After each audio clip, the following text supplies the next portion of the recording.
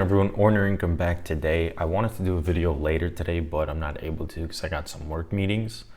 So I'm going to make it earlier a little bit in the day and kind of talk about what I wanted to talk about in the afternoon, and that was the FOMC minutes.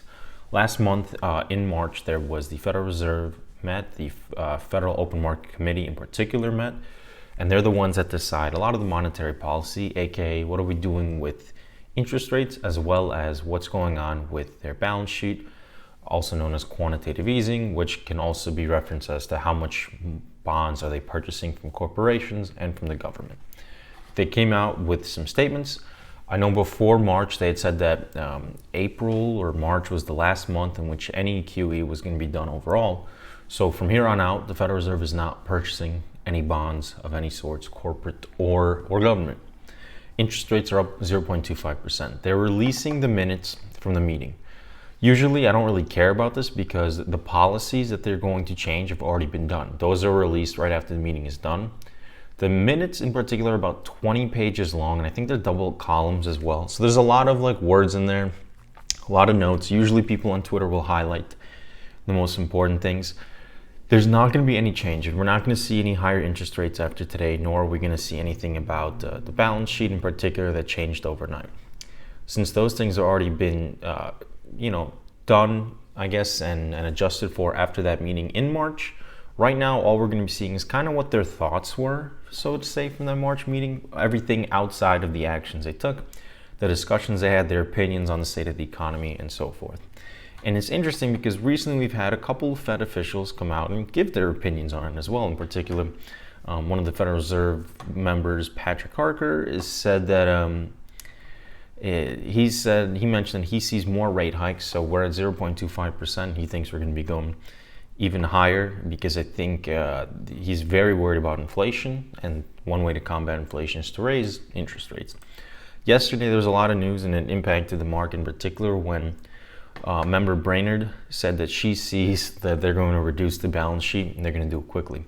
Meaning that those bonds that they purchased was considered quantitative easing and increased the balance sheet because they're holding more.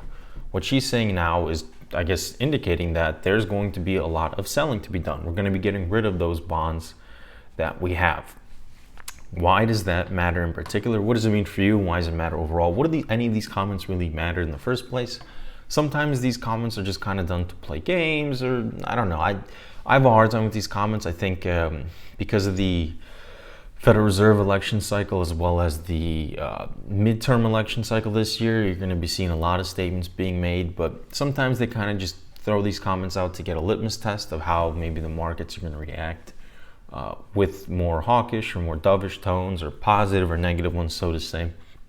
Other times maybe they're foreshadowing it so people can be positioned better. I'm not really in particular sure. I'll say this isn't financial advice. I'm not an advisor. If you have any questions, definitely reach out to your own or find one or anything like that. Don't take anything I'm saying as advice or what to do. But I'll say this. Let's say that her comments are correct and all that. Even if they're not correct, it's interesting. But in particular, if we take a look since 08, here's what I'm trying to say. If we look at since 08, we've been doing quantitative easing, and it's led to, from the lows in the S&P 500, we've seen 571%, which is kind of nuts. But that's what happens when you're taking policies that are more economic growth, I guess, so to say, policies that are enticing economic growth. There we go, rather than maybe into more economic slowdown.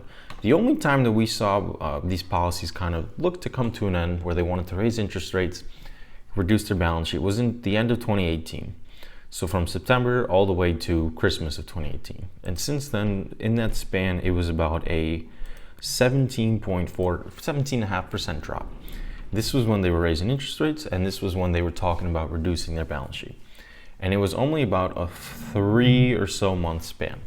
So you had a 3-month span in which they were raising interest rates regardless of what was going on, and you nearly went into bear market territory, which is a 20% drawdown from the recent high.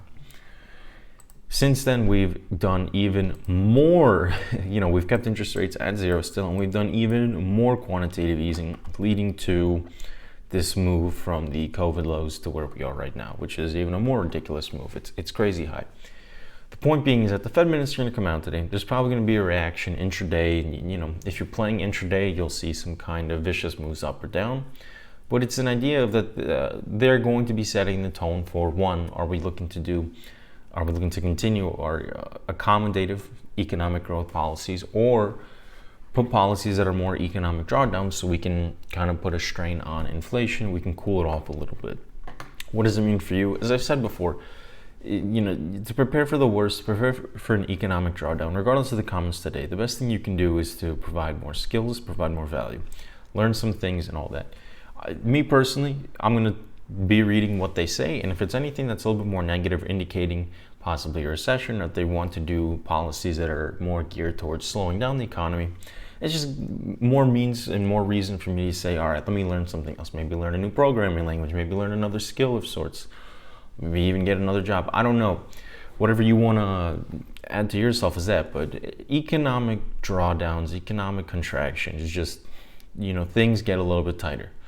And the Federal Reserve, the way that they're going to combat inflation, because we see it all over the place, is by doing policies that are geared towards economic drawdowns. When you have an economic drawdown, you see companies are not spending as much money on their employees. They're not spending as much money in general because they have costs that they need to pay for, in particular interest expense and all that sort. So it's not the same as when you're able to get loans easier and all that. So as an employee, you have to be able to find ways to provide the most value. And I think personally that it's, you know, you're getting kind of an idea of like what to do. I don't think that there's ever a bad time to gain more skills, regardless of if you think if it's going to be economic expansion or economic contraction. But I'll say this, their comments are going to be, whatever they say, it's going to take a while for it to really be put into place. You're not going to see a recession until later on and all that. So keep an eye on those minutes later today. See what they say. I think the minutes are going to be more negative, that they're going to be saying we need to reduce our balance sheet, we need to raise interest rates higher. Both things that are pointed towards a lower stock market. Lower stock market brings lower optimism, lower consumer confidence, and with lower consumer confidence comes lesser spending, more worries, possibly even job cuts. Companies are curious as to how they're going to be making their profits when consumers aren't spending money with them and all sorts. So keep an eye on that. If you see it's negative, that's definitely a signal of like, okay, let me find ways to garner some more skills, sharpen my skills, become better, so that in a couple months, when it is maybe a recession of sorts, you'll be more prepared for that. So that's my idea. But these comments, I think, have more been, the stock market reacts to them much quicker than the real economy does, because it just takes longer. But FOMC minutes will be coming out. You know, you all can read the 20 pages if you want. I'll be retweeting some things on my Twitter, which is @ordinaryincome or @incomeordinary, I think, on Twitter. I'll leave it in the description of the video. And you know, I'll be retweeting the highlights people have been able to find. So hopefully that makes some bit of sense. Hopefully you guys are kind of following along there. I know it's a little bit more trickier of topic with what the Federal Reserve is doing, monetary policy, how it all connects, and me trying to do it quickly is not maybe the best thing, but I'm trying to give you all the taste so that it's a little bit easier to digest when you see it in the news and when you talk about it. So that's all for today. Hope you all enjoy. Have a great one, folks.